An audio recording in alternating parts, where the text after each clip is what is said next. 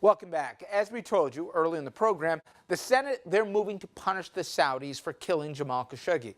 The Mideast, it is a complicated place. It's a bad neighborhood. So what we want to do is to talk to an expert when it comes to both the military, the diplomacy, and also the politics. That man, Joe Sestak, who I spoke with just a short time ago.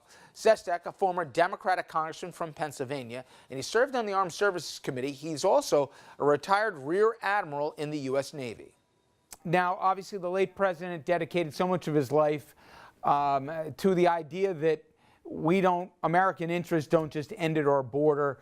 How he deftly handled when the Berlin Wall collapsed, the collapse of the former Soviet Union, really communism writ large, how he navigated Desert Storm at the time. I would be fascinated to hear how he would have felt if, like some of the other senators, they heard the briefing from the CIA director as to what happened at that Turkish embassy, and the reaction from the White House, let alone from the folks who heard, I guess, the unvarnished intel report. My God, what's gone on here, Admiral? Yeah, the credibility of having not just the president, but the Secretary of State and the Secretary of Defense, who I respect, actually say there was no smoking gun, and then to have Republican senators come out and said the Crown Prince would have been indicted within 30 minutes. But let me step back and take it to where you began this with George Bush. When he and Bob Dole came out of the Second World War, the United States of America built a protective cover, a liberal world order. And by liberal, what I mean is a world order of 62 defense arrangements, the United Nations, the World Bank, WTO, organizations that the United States led that were founded upon democratic values of individual and human rights, of open markets and governments that were fair. And by and large, what this happening in Saudi Arabia, where someone who resided in the United States was actually assassinated, killed by a Saudi crown prince direction, never would have happened unless they felt there wouldn't be a consequence. That would not have happened when we actually had a world order the United States led. This isn't the first incident, but what we're actually seeing here is a symbol of a departure of the United States of America from leading that world order that provided that protective cover for America, by which the behavior of other nations was determined by how we behaved, what we said and did and acted. And for us not to not only condemn this, but to stop arms sales, to actually say no more intelligence, we're suspending it, with sanctions on that Crown Prince, merely continues something that began, and you could see the warning signs with Burma, with Rohingyas, where they massacred them, with the indiscriminate slaughter of Syrians, and we did nothing. And then you could walk over and see Putin killing people with poison in England, and then you see him annexing not just Crimea, but then seizing 3 ships last week of Ukraine. This is where America truly has to be first, is to say these are the values of the world order that we want to live and stand by, because otherwise we may go back to not having one, and that's what happened of why George Bush had to go to World War II. There wasn't a world order to prevent Mussolini and Hitler from rising. You know, you mentioned some of the principles. It wasn't just the president who said there's no there, nothing to see here. I get the president to a degree, Pompeo, even though he ran CIA less than a year ago. But Mattis, General Mattis, I didn't see that coming. And while I know it's not fair to expect him to contradict his own president, he didn't have to go out and take point on it. He was supposed to be one of the adults in the room here. I was a little disappointed when I heard him say what he did. I think everyone took a step back. And I know Admiral Mattis from serving with him when we were both 3 stars. And I have great respect for him and how he has conducted himself. But on this one, there was a pass taken. And I think that's unfortunate, because credibility is the biggest deficit we have in Washington, D.C. today. And to actually have those 3 senior individuals dismiss the irrefutable evidence of the CIA, I think, is the real damage. And that is my major concern. Another concern, Admiral, how about the intel community? What must they be thinking right now, where they're doing their job? Truth to power, as you've learned, is part of the axioms there.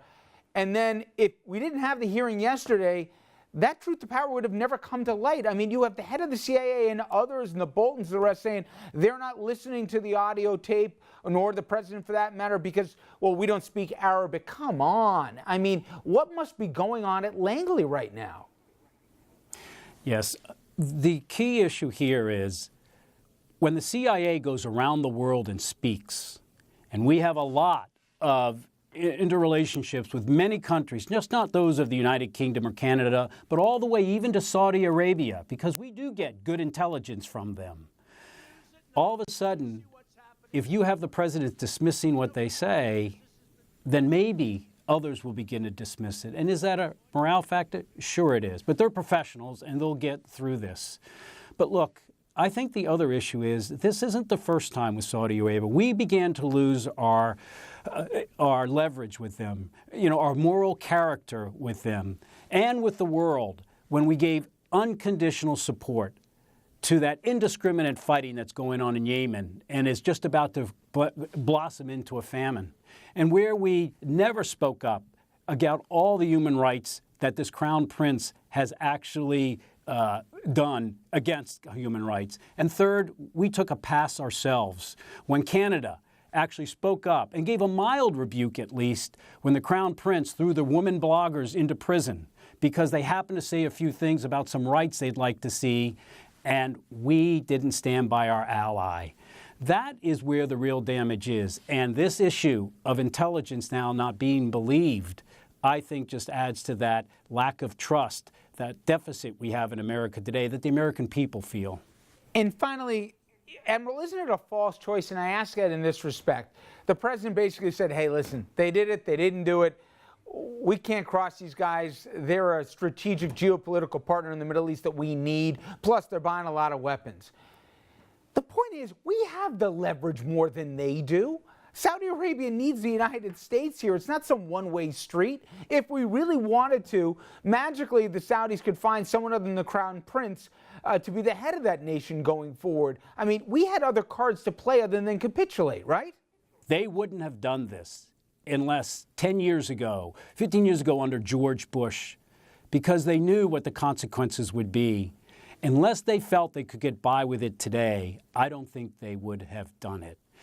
Arms sales, of which we have $18 billion with Saudi Arabia, is not a jobs program. Arms sales are given for national security. And I can find little interest of the United States in supporting that war in Yemen. And then you step back and you see Saudi Arabia.